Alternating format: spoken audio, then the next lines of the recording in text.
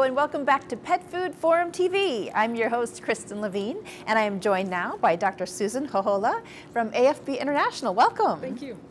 So you are the manager of applied behavior research, Yes. correct? And you're doing some really interesting research in feline behavior. What led you to that?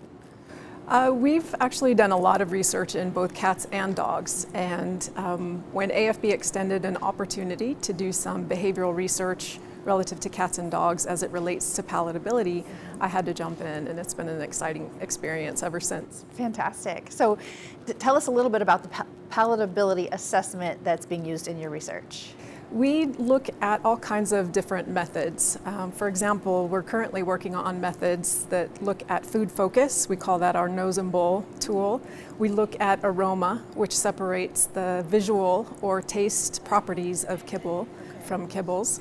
And we also do puzzle trials, which tell us a little bit about the effort that a cat is willing to put into obtaining certain treats, for example. So how will these behavior measures change the feline food market eventually?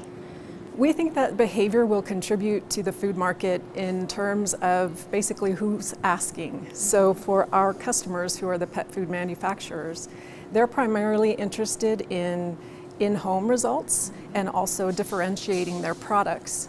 And then it's up to our experts at AFB to advise them on how to improve their product to make it more palatable. And so behavior can also contribute to our product developers, helping them with go, no-go decisions as they formulate their products. And then also pet parents, their perception of how much the cat enjoys the meal is very important to whether or not they go back to the store and buy that same bag of food or something different. Right. And of course to the pets themselves, we care what they think about the food too. Sure, of course. How do we know if our cats really love the food? I mean, besides the fact that they eat it, is that the only measure? Absolutely not. There's so many things that cats communicate to us that we oftentimes see but don't understand.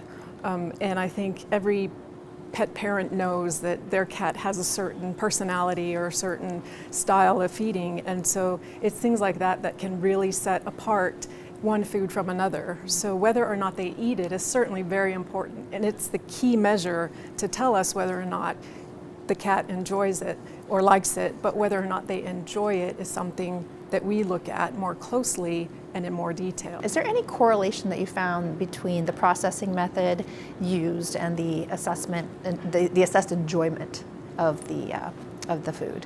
It's a good question. It's one that our product developers might ask when they're formulating a new product for our customers. We have process methods, but then so do our customers. And so there are so many factors that go into the final kibble flavor, and we can design behavioral methods to look at specifically those process methods.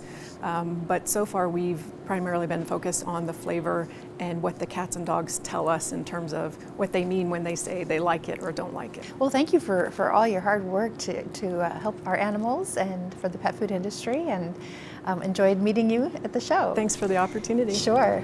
And we'll be back with more here on Pet Food Forum TV.